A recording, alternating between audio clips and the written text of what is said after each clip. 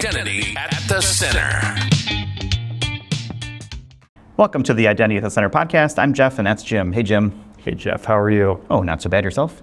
Great, man. We're at EIC 2026. I mean, taking down that fourth wall, this is our recap. So we're doing it at the end of the conference. We recorded a couple of episodes prior to this. It's been a great week, hasn't it? Yeah, it's been a fun conference. Second time here. Definitely have gotten a little more accustomed to Berlin, and so I know my way around a little bit, which is kind of cool. But yeah, conference has been great.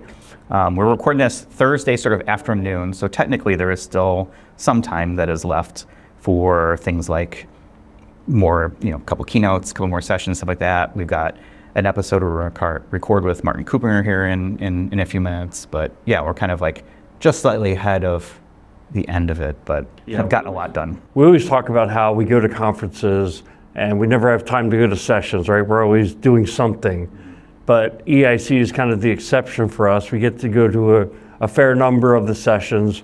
Plus we get to rub elbows with a lot of folks that we know from the identity space over the years. And, me personally, I don't know as many people here. So even though I've made a lot of new friends this week, I feel like there is a level of comfort in saying, oh, I know you. Hi, how you doing? Familiarity, trying to remember people's names, things like that. Yeah, and actually I feel like I've aced that topic this week. One of those people being Eve Mailer, right? Obviously, once I see Eve, I know Eve every time. I never forget her name. She was doing a book signing yesterday of her book, Mastering Digital Identity. She has offered graciously to sign a book and make it available for our listeners. So get this is what you have to do. We're gonna have a raffle for this one copy. Is if you're watching this on YouTube, go down to the comment sections and make a comment. It could be Jim and Jeff or stupid or whatever. It doesn't have to be like a compliment. Obviously be nice, but and if you're listening, go out to YouTube and make sure you're not commenting on one of the short videos because we might not see that. It's got to be on the main video, and it's got to be by June 12th. So we'll do the raffle right after June 12th, and that book will get shipped out, hopefully right before Identiverse, and we'll contact our winner with the information that they've won. So if this episode goes out on June 1st as planned, that's really about 9 days for maybe 10, depending on your math. Yeah, it depends on your math, right? Right, to get that. And so again, the rules are what? You have to comment on the main YouTube video for this episode.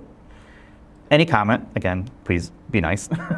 And then you'll pick the best comment, or how's that gonna work? No, if I pick the best comment, you have to be really nice. No, I will just, I don't know, maybe I'll just upload them to chat and I'll tell chat to pick one. Okay. Is that fair? I don't know. If it's fair either. I'll let you handle whoever the winner is, but yeah, that's very cool of Eve to do that for us. Yeah, super cool. And like I said, we'll contact you to get your shipping address and get it in the mail. And you don't have to be based in the United States, anywhere in the world. So very nice, thank you, Eve. And I guess I did an okay job explaining it because you spoke back pretty much the exact case. I think so, I hope so. Yeah. We're still figuring it out kind of somewhat on the fly, but the point is there's a book from Eve that will be signed, someone will win it, but to win it, you have to comment on the YouTube video. Yeah, and so one of the coolest things this week was kicked off with IdentiBeer on Monday evening. Our buddy Espen Bago, of course, pulled it together, and he was there making sure that everybody felt welcome and knew what to do. We recorded a little bit of an interview with Espen. That's going to be the back half, more than half of this video, right? Hopefully we speed it up and don't spend too long doing the recap. So stick around for that. Yep. But let's get into our recap. What were some of the highlights for you, Jeff? Yeah, so I mean, for me, the hallway con is always strong. Today, I spent, I think, let me look at my watch. Yeah, it was about like 2.5 hours at one table in the vendor expo kind of area, talking with a few different people, hearing about some really cool ideas for things in the future I can't talk about yet, but I hope they come to fruition. But that was kind of cool. So for me, the hallway con was very strong just talking with people that I really only see at conferences and things like that. Another couple things where there was a couple keynotes that were really good. There was EIC the keynote with Eve Mailer on the first day was awesome. And then, yes, privacy and consent was a good one. And then I gotta tell you, Elizabeth Garber absolutely hit a home run with her closing keynote on Tuesday, I think it was. Days are weird here on time zones. But absolutely crushed it. It was about identity and sort of a changing United States. So there was, some discussion around what that was, but I've never seen anybody get a standing ovation for a keynote at an identity conference. So, just an amazing job by Elizabeth, and could not have been, more psyched for her to find that. I mean, she's very focused on human rights and how that relates to privacy and identity, and so I missed the session. Missed that part of the session, right? I mean, the keynotes span quite a bit. They're not like 2 hours of keynotes and you're on your way, like it is at some of the other conferences. I think there were like 4 or 5 hours of keynotes on that first day. I will say it's the best conference presentation I think I've ever seen. Oh, wow. 1, because it was timely. 2, because it resonated with so many different people in the audience, and it was just extremely well executed. I don't know what KuppingerCole's kind of plan is to broadcast this content, but I hope that more people get to see it than just the folks that were here. It was really, really good. So awesome. There we go. I'm on the Elizabeth Garber fan train right now, but it was just so good. Hopefully it makes its way out to YouTube or some kind of shareable platform, and if it does, we'll make sure that we get it shared out through our LinkedIn and things like that. Couple things for me. I mean, I enjoyed the keynotes that I did sit through. I actually sat through hours of keynotes. It's too bad that I left before Elizabeth's, because obviously I missed something special. I also met some new friends.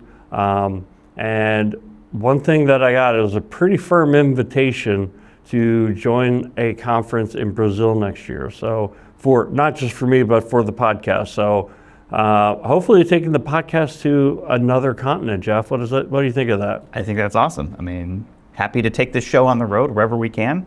Spread the gospel of identity and access management and make some new friends along the way. What's not to like? What's not to like? Speaking of Brazil, so when we were with IdentiBeer, back in the day, we had a bunch of colleagues who were from Brazil. One was Dr. Rogério Rondini, and ran into him in the hallway, didn't even realize he'd be sitting in a session like an hour later. He was cool as a cucumber when I met him. I know an hour before I go on stage, I'm usually a little nervous. I don't want to be around people, but he gave a really good talk on securing AI agents, like agents that you build, but at a technical level. Guess what? It is not a magic wand. What? I thought there was a product that would solve all my needs. Yeah, well, it might be that, but there's some technology behind the scenes, so that was really cool. I was also in a session with some friends of the show, Marco Venuti and Jerome Torsten, and they were talking CIAM. Also met a new friend, Olaf Greavy. I hope I got that right. And you might know Olaf. He was a founding member of ID Pro. Yeah. ID Pro. We are the official podcast of ID Pro, and we have a discount code on our website for ID Pro. It's for new members only, right? New members, first year, get $25 off, idpro.org/IDAC. But yes, hopefully people can take advantage of it. It's on our website, idcpodcast.com. Just click the banner for ID Pro there and it'll take you right to it. Yeah. And then, a friend that we've made through the sessions, Vlad Shapiro, he also did a session that I sat through, and he was kind of comparing nuclear regulation with AI regulation. His point was that we're in the 60s from an AI regulation standpoint relative to nuclear. So it's kind of like under-regulated right now. I don't know if I totally agree with it, but I thought that the contrast of nuclear and AI, it got me thinking like, okay, there is probably some hidden dangers there. Hidden dangers in AI and giving it access to all your information? Shocking. Yeah, I actually missed Vlad, so sorry, Vlad. I know that we talked about me trying to get out there, but the hallway convention was just too strong from a gravity for me to pull away from. But I know. I guess what we ought to do is just thank all of our listeners for making this Identity at the Center kind of a community. We've had, so many people who know us and stop us in the hallways and just thank us for putting out the content. But we want to thank you because this wouldn't happen if people weren't listening. Yeah, people listening, and obviously sponsors being able to fund activities like this is a big part of why we're able to come out here, and definitely for KuppingerCole, right? They've been so great to work with. Again, I keep shouting out Marita. She poked her head behind the camera. People didn't see it. She's like, "Are you guys recording?" I'm like, "Yes." But she's been great to work with, and really the whole team here at the PCC Center. Getting us fans for this very warm room that we've been in, and we've avoided some catastrophes with cameras overheating just after we finished recording some episodes. So there's a lot that kind of happens behind the scenes. Can I bring this? And really, I feel like we kind of have almost the easiest part, right? It's kind of like, okay, let me set up the cameras, set up the mics, and let's just talk. But there's so much that goes into this, and definitely appreciative of all of that. Yeah. So we've, like Jeff mentioned, we have a lot of content that's going to come out over the next couple of weeks that we've recorded here. But I think the first thing is this episode, this interview with Espen Bago, so enjoy that. Yeah, so that'll be what you see next. And then the next couple of weeks, we'll see episodes from Thomas Sarnhofer from Spar ICS, Martin Sandrin, who's been on the show before from IKEA. And then we're actually going to record with Martin Kuppinger himself right after we finish this little video here, and you'll see that coming out down the road as well. So yeah, why don't we go ahead and get to IdentiBeer. Well, a great time was had by all. Hope people enjoy it. Again, thanks everybody for being part of this, and we'll see you in the next one. I have had the honor to more or less do the pre-identity meetups in the last few years, and quite honored that the IdentiBeer franchise now has found so many different other countries and other places where we have new chapters. Could everyone who is organizing an IdentiBeer raise their hand? Not that many yet. Wonderful. So it's going to be more. So if you want to know how to create your own chapter and run that in your own city, please ask any of us. Espen is running the community, and I'm quite honored that so many of you already showed up. So now just enjoy the evening. There's a small selection of food here, right from the barbecue. There's a larger selection of beverages and food over there.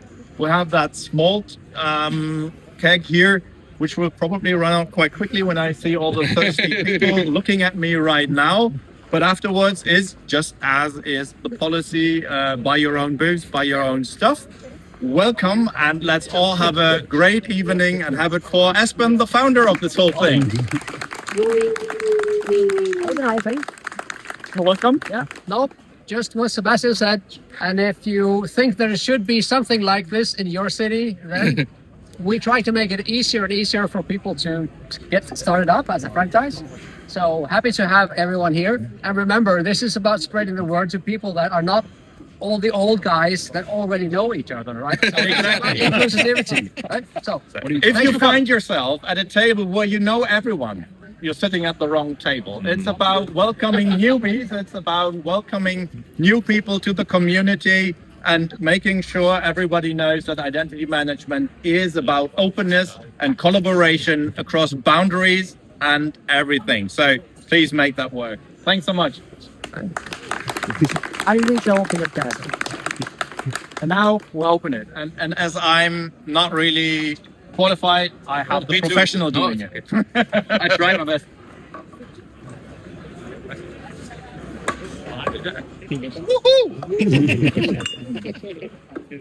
Welcome to the Identity at the Center podcast. I'm Jeff, and that's Jim. Hey, Jim. Hey, Jeff, how are you? Strange seeing you in person. I know. You're a strange person to look Happy at. IdentiBeer. Hey, happy IdentiBeer. Espen, happy IdentiBeer. And proof of what we've been saying is that you do not have a beer. I do not. Coca-Cola is my beverage of choice. If Coke wants to sponsor the Identity Center podcast, I will even do product placement with the label. You're known for not always having a beer, though. So it's No, yeah, it's just not my thing. But the cool thing is IdentiBeer is not just beer. It's really Identi friends, I guess. Identi colleagues. a bit more about people. And Yeah. So I wanted to sit down with you, Espen, because this is the second year that I've been to IdentiBeer here in Berlin. Second year at EIC that we're doing this. Jim, you were here with us last year as well. It seems like it's like double what it was last year. I don't know if that's an official count or whatever, but it seems like there's a lot of people here. Yep. Is that a question? Yes. Are you proud? You're the that? yeah, look, you're the godfather of IdentiBeer. And so people are coming up, showing, paying tributes, right? Things like that. I love to watch my children grow up. I definitely do.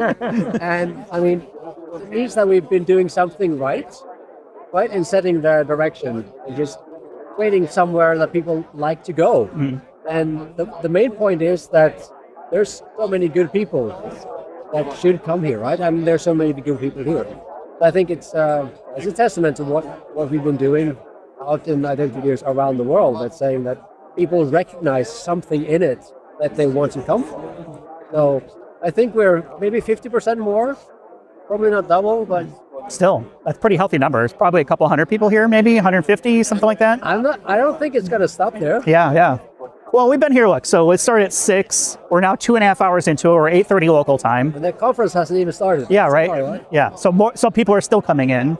But I mean, I look around and we've got like a ton of friendly faces. Some people I know. I would say I know maybe 10, 15% of the people here. So there's a lot of new people that I'm meeting for the first time. Yeah. But it's just a fun event. I mean, the one thing I hear about when I talk with people sort of in little pockets is everybody comments on how good of a community that the identity people are. Yeah. And like, this is a big part of it, is like people getting together, having fun. People are cool for the most part, right? There's like not a lot of jerks, right? It's a very easygoing and kind of opening community. If you're working in identity, if you're interested in identity, like come on down. It's a really good group of people to get together. And the main point here is that I can't take credit for that. They were good people already, right? Yeah. So it's just that why haven't we been better at just getting together? That was the main concept of IdentiBeer to start with. That was just not just an IAM meetup, but something that has a brand and has an identity of its own that we can flock around. And we like to flock. So just to clarify, it's IdentiBeer, not Identity Beer.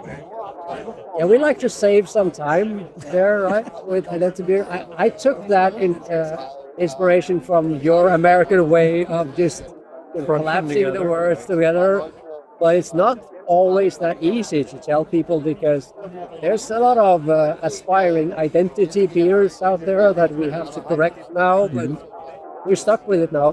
So it's IdentiBeer. Yeah. And that's what the website is as well, right? Identity.beer. That's where you go to find all kinds of stuff. Like we were just talking before we hit record, there's a few that are coming up, new chapters that are kind of springing up. So there's one in Nashville. So I guess by the time people watching here, that one will be done. Yeah. But Nashville, Chicago, I think San Francisco has one coming up too. No, San Francisco has been around for a couple of years now. San Francisco is a very competitive environment when it comes to meetups. Really? Okay. New York. Yeah, okay. New York is also coming up with a second event of the year later in June. And I'm especially proud of IdentiBeer's surviving and then thriving in environments like that. And I mean, Chicago will have a lot of people probably. So you have Austin is coming up because Sarah Sicchetti is moving there. And then the Seattle chapter of the Pro Meetup will probably rebrand as an IdentiBeer. So I think in a few months, you'll see IdentiBeer is taking over a bit more of the oxygen, the meetup room in the US as well. We had the Sao Paulo meetup a couple of weeks ago with, I think, almost as many people as those. Wow. That's cool. That's a pretty first event in a new continent. That makes me proud. That's pretty cool. So wait, IdentiBeer Rome next week. Yes, there is. are you going to that one? I am. You're going to that one. Yeah. Yep. I can't be going, so you have to represent well. I mean, you're the quintessential IdentiBeer ambassador. I won't correct anybody who mispronounces it. No. I mean, I would be interested to hear how they pronounce it in Italian. Yeah. But It's IdentiBeer. He's close to Italian. But yeah, no, don't do that. It's the only thing I don't want is someone to have as the URL or the chapter address IdentityBeer because it sounds like I would a confuse rip people, or yeah. something like that. Right? Made in China. The way to do it We is will to- have identity in China. So what they call that URL squatting, Yeah, domain squatting. domain squatting. You need to domain squat that. You mean I need to acquire identity here just to be sure? Just in case. You never know. It's not to be a jerk. It's just to make sure that somebody doesn't accidentally fall into it. Yeah, look, domain names are the new real estate. Not new real estate, but they're real estate. And so you need to have, In the last 25 years. yeah, you need your house, but you also need the surrounding properties to make sure people don't encroach. Yeah. Sometimes you need fences or walls, right, to make sure, especially. So, yeah, you know, you need a couple of adjacent properties to make sure that you're good. Well, then there's, of course, the trademark question in general as well, right? So we need to move into that probably. But we have this philosophy in general that if someone, and that would probably be someone vendor related, wanted to just hijack the trademark and say, now they're IdentiBeer, I think we have enough of our own identity that... You got what, 7 years? What? 7 years of doing this? Yeah. I mean, that's a pretty long time to establish usage. I know now we're getting into trademark, at least for the US. Yeah, we're such experts on that. Yeah, I mean, we trademarked Identity at the Center a long time ago, but But I'm in Oslo, right? I'm in Norway. yeah, so you're not following those rules. But we do have trademark laws in Norway as well. There's- enforcing it globally costs a bit more. It does. than we have, but still, we don't think we need it, right? I mean, this is a case of just look around. Yeah. Saying that we would probably stick together. I would say we've been fortunate. We don't run into many issues. The few that have come up have been handled via a simple LinkedIn message. Yeah. Hey, you really can't do that. Pretty close. Can you take that down? And it's fine. Look, this is an identity podcast. We're not here just to talk about IdentiBeer. We are at EIC. Is there something specific that you're looking forward to for the conference, or is this it? Is this the highlight for you for the week? And I know Martin Kuppinger is around here somewhere, maybe still. So this will be just between us. I can be honest about that. Last year, I was here only for the IdentiBeer. And then I had to go home because I promised my daughter to be at a concert. So that was the priority. Well, let's see. Okay, so what was the priority? year. So what was the concert? Tyler, the creator. Oh, okay. Well, You know? he's big enough. Yeah, I know the name. Yeah. I Okay. thought it was Taylor Swift. I mean, Taylor Swift too. That's a huge concert. So yeah, I mean, you can't miss that one either. Stockholm. No, but that was a good concert. Okay. But I did miss the conference last year, and I'm happy that I'm not missing the conference this year. There's a lot of topics here, and I mean, if you go into the app, it makes you try to register all the topics you're interested in, and which ones you're selling something for or buying something for. Did you do that? No, because I did. Yeah, if you do the app. I did not want to do the social game. I wanted to keep my options open. But I'm interested in AI. Very general. You and 95% of the Who people. isn't interested in AI? Yeah. It's hard to say no to I'd that. like to network about AI. I don't think it's that big of a deal. AI, it's going to be gone next year. Yeah, it's just a fad. Actually, never heard of it. Until I was going through the registration, I was like, what is this AI thing? Can't even spell it. But I'm interested in hearing about the ways people do identity. And what I mean by that is, I mean, we're talking about trying to automate, we're talking about trying to do things quicker and at larger scale. I mean, that's what all of us are asked to. And my observation is that we're not really good at identifying the specific data that is needed for making the right decisions. And the vendors aren't really helping us that much with that. I mean, I think the analytics category of IBIT helps a bit, but it doesn't guide us directly towards these are the right data that we can trust to make automated decisions. So those are the conversations I'm going to be looking for. Is people talk to me and say that, yeah, they have solutions, then I have a lot of questions for you. Yeah. That's the kind of conversation. You're in the right place for that. It's all about the in-person conversations and being able to hear people and maybe see a demo and not commit a half hour, an hour to it. Well, that's an interesting point, though. It's like, a lot of these vendors are approaching identity, especially non-human identity, from just the identity angle. And they're kind of assuming that you've got the data covered somewhere, which, I don't know about you and your day job, my day job, they don't. That's always been the assumption, though, right? Yeah. You would look at IGA systems and they'd say, your biggest problem might be we don't have a good list of our contractors. But their assumption is you have a good list of your contractors and you're going to send our system the data. That's a big assumption. And now we're going to do it faster and more automated.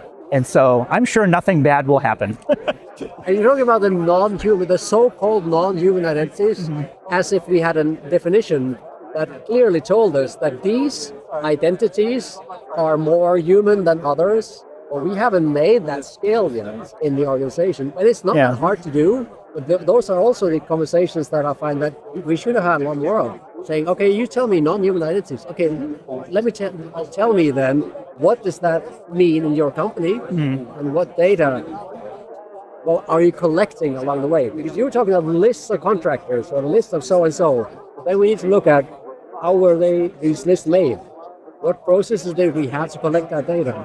Because it's all about data, right? It's all about data, reliable data, and the question of can we use that data for doing things quicker? But I think sometimes it feels like we're pretty immature as an industry when it comes to it. We're not data scientists, right? Yeah, so I say NHI because, Lawit was around here somewhere, Mr. NHI, right? So I want to make sure I'm respectful. Whether you call it NHI or workload identity or service account, machine identity, like there's so many different things. I think, yes, we're probably all talking about the same things, but it's a good reminder to get on the same page because not every organization calls them the same thing. And I'm one of my, not pet peeves, one of the things I'm most interested in how we talk about identity. So I think that the way we talk about NHIs or whatever we do steers the kind of conversations and then the kind of solutions that we're going to build upon that. And if we didn't talk about, talking about the same thing, the definitions beforehand, then I think our products will be poorer because of it. It's always been a shortcoming in the industry, though, is that people have different words for the same things, or use the different word or the same word for different things. No one has the patience in a meeting to say, now we'll use the rest of this meeting to actually come to terms with what we mean. We're always rushing ahead, right?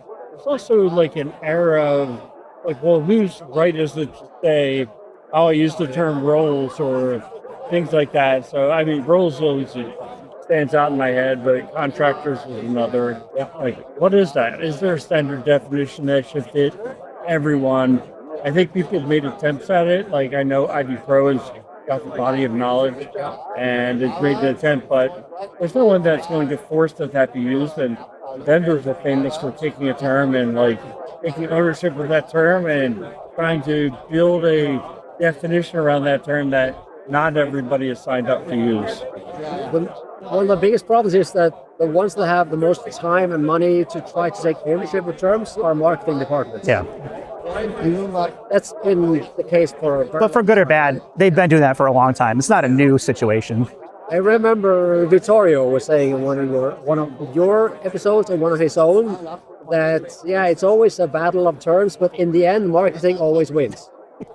Marketing always wins, yeah. Marketing always wins, which is kind of true, but we don't need to make it. We can take up the battle anyway.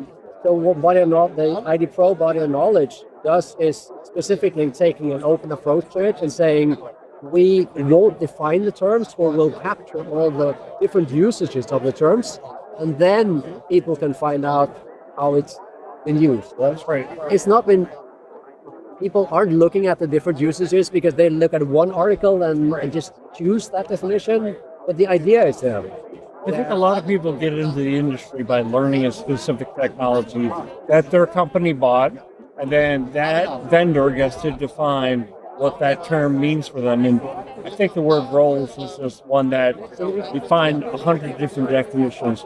Or you can say to somebody what is a role? It's So everyone comes into this industry with one specific bias and perspective, which is good because it bootstraps them into the industry.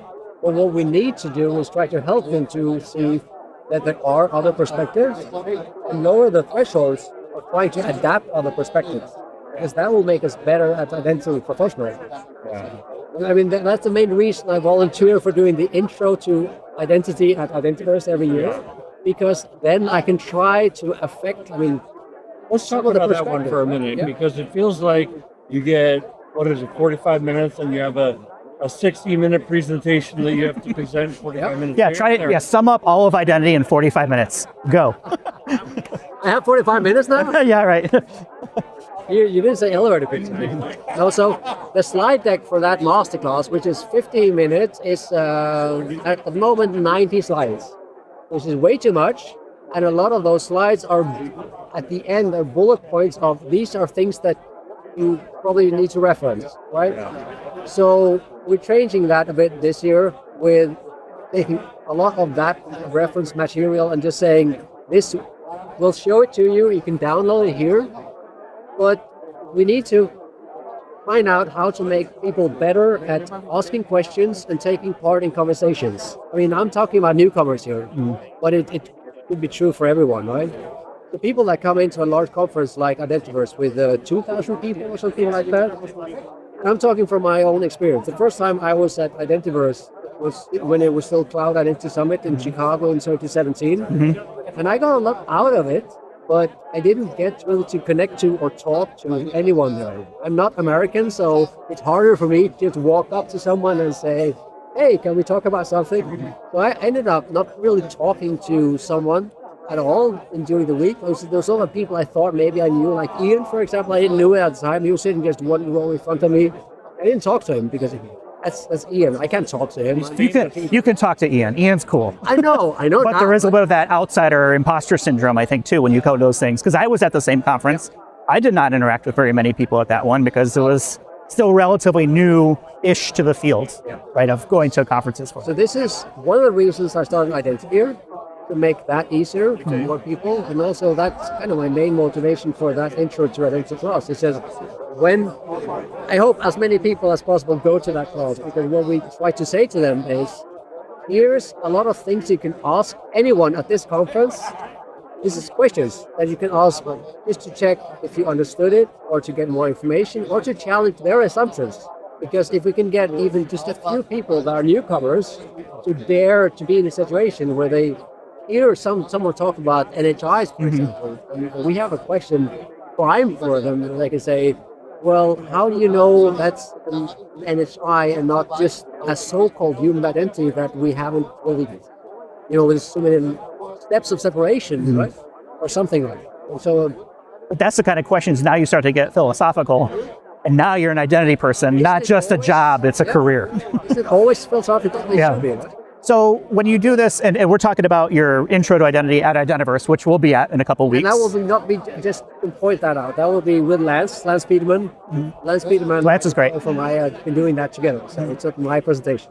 Is there a specific question that you get repeatedly asked? Like, is there something that's like, hey, the first time, identity newcomers, like they all seem to like ask a similar question or same questions, or do you find that they're asking different questions over the years? I think it's very much different questions, because, and I think this is because the typical questions are already answered by someone, and that someone tends to more often be AI at the moment.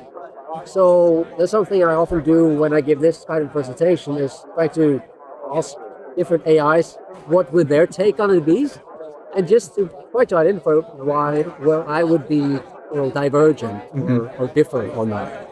So it's the type of questions that newcomers have, where if there's some pattern to that, it's just what they've seen on the internet that doesn't really make sense.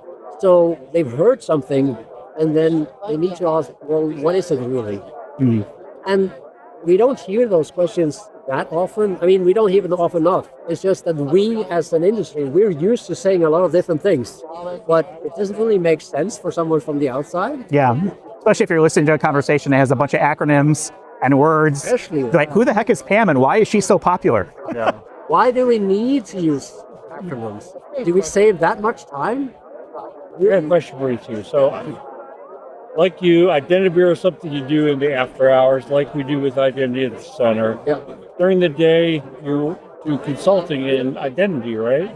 And I kind of feel like I know my answer, but how far ahead do you feel conference talk is from what's happening in the real world and the problems that your clients are trying to solve? Is it a 2-year gap, a 1-year gap? feels like it's closing, but what do you think it is? Well, it's an interesting question in the way that many of the conversations I hear, especially with vendors at conferences, seem to be things that we used to do. So I don't feel like conference talk is ahead of what we should do that often. I feel that when we get the chance to talk to a client early enough, before they have an RFP, before they try to sketch out what they really need, and I see you nodding, so I think Yeah. I wanted a soapbox about RFPs a couple weeks ago. yeah. If we get it early enough, we can have conversations that are nothing like what I hear at these conferences typically. I mean, I'm stretching it a bit, but I'm just saying that will be my answer to your question, is that the kind of conversations that we sometimes have with clients that when we're early enough are conversations that I really wish that we could have more of at conferences, because we have a lot of assumptions. We assume a lot of things at conferences that we're just too old hands, kind of, right? To kind of point out those assumptions. Does that make sense? But I think you have to start with some level of assumption, and I think vendors do this as well, right? They say, okay, let's assume you've got certain capabilities in place.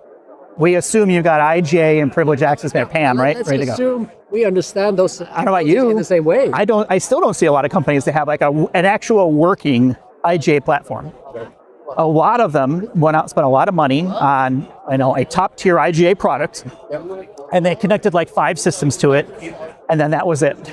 Or they connected a lot, but if they are like a multinational company, they may operate as independent businesses. And when it comes to identity, it's decentralized, so they have to make compromises. I think they built, most of these organizations built all of that architecture without having specified the definition of what that identity meant. I mean, because they assumed that was something that everyone knows. And you say IGA platform as if the vendor knew exactly what they needed, but they didn't do the job of actually finding out what are the outcomes that we need to happen. And then it gets to be problematic to get funding for the next year, because the IGA program can't really show the value that there's a lot of, I would think a majority of all the IGA projects are running without having defined outcomes that actually make sense to the board.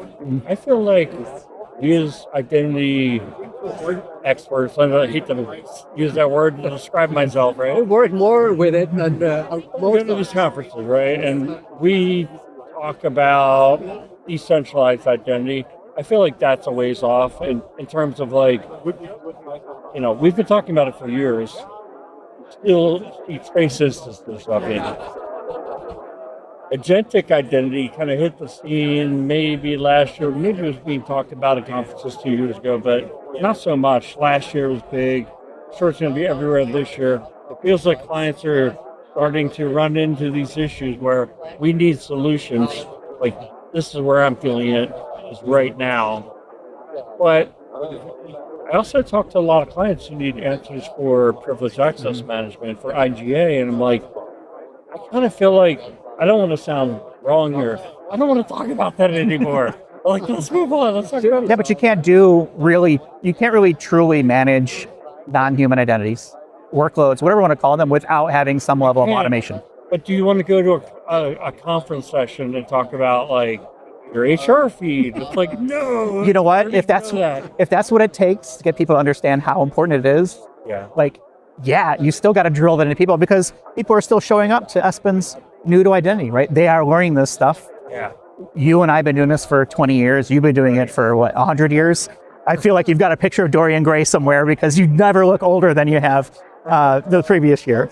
But like, we've been in this space for such a long time that it is difficult sometimes for us to take a step back and say, oh, yeah, here's a person, or here's an organization they're literally still taking faxes for onboarding. Okay, are they ready for IVIP and agentic identity? No, like, we've got to get them caught up at least to 2010. And then let's move them up to 2020. And then now let's get to 2026 for agentic.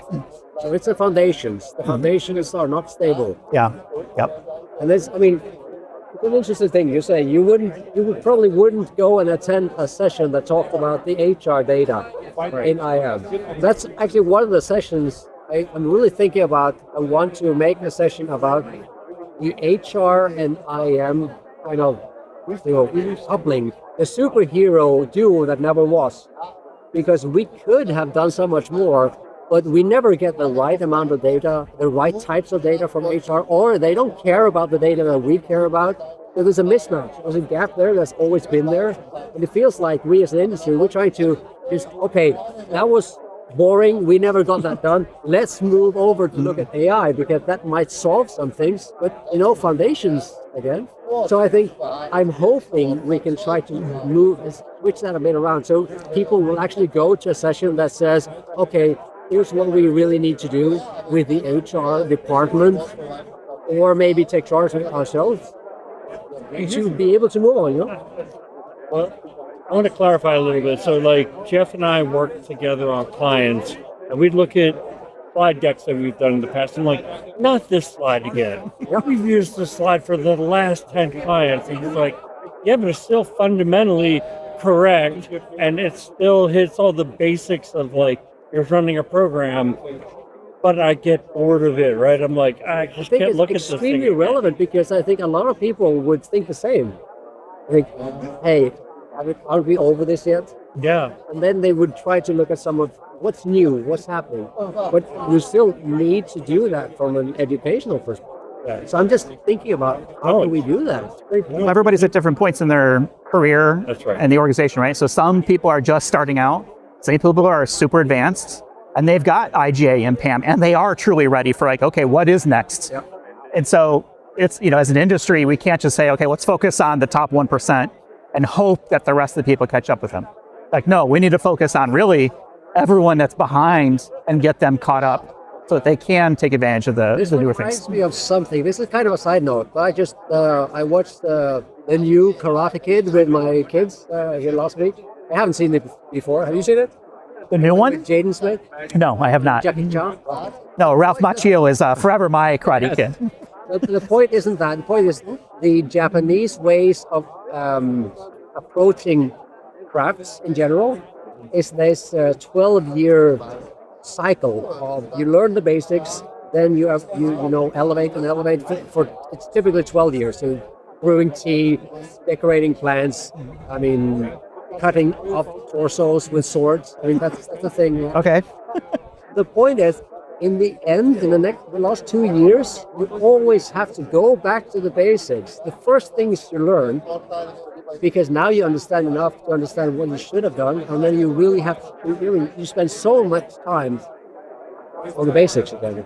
And I think this is what we're talking about here, that we're not disciplined enough as an industry to go back and see, okay, let's see how we can help people make that better. So this is what I'm looking for. Yeah, even better word than basic is fundamentals. Fundamentals are Major League Baseball player takes ground balls every day. Yeah. I knew you'd bring it back to baseball. And we can end the show now. Yeah. Well, that's probably a good spot to end the show. Look, I look around and I see, this thing that has been created, and it's such a good thing.